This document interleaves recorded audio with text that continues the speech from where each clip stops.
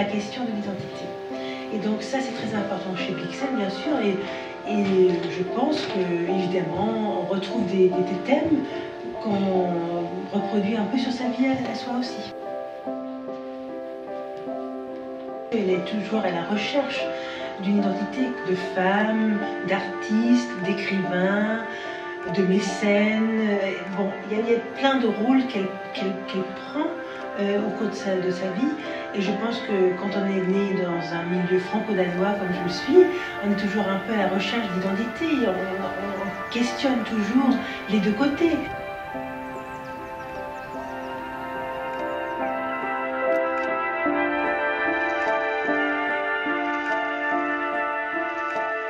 J'ai eu la chance de pouvoir enseigner le danois, la littérature danoise et la civilisation danoise à Caen. J'ai toujours eu une vénération pour Karen Blixen, j'ai toujours beaucoup aimé Blixen.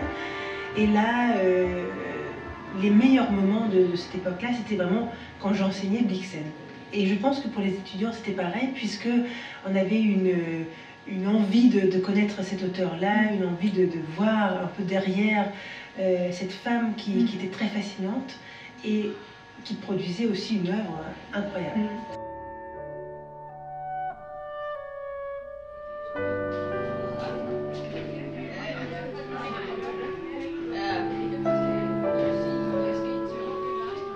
Alors c'est intéressant à voir parce que le musée Karen Blixen, donc les salons sont exactement comme dans le temps de Karen Blixen.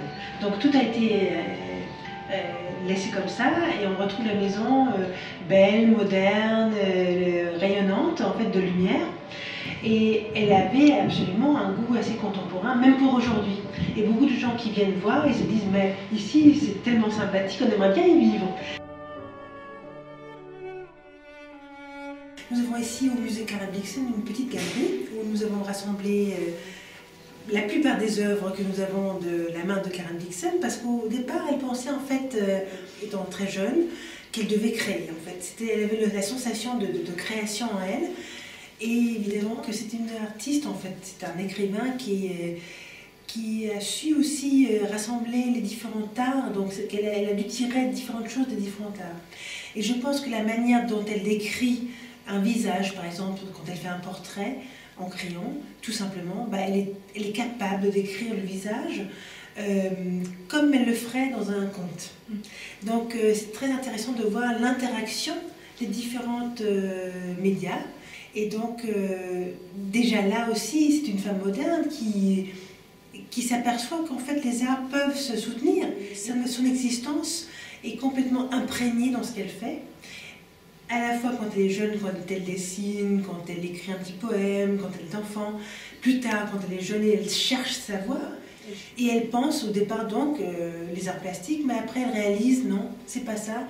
Et plus tard dans sa vie, elle va débuter comme écrivain que vers l'âge de 50 ans. Je suis là depuis 1 an et demi maintenant. Et quand je suis arrivée, je pense que j'ai dû bien réfléchir pour essayer de voir mais quel est le rôle de Blixen aujourd'hui. J'aimerais bien communiquer un peu le rôle de cette femme mondiale et j'ai vu tout de suite qu'il y avait tant de possibilités à faire. J'ai toujours été fascinée par Blixen et j'ai toujours trouvé qu'il y avait quelque chose à trouver dans son œuvre.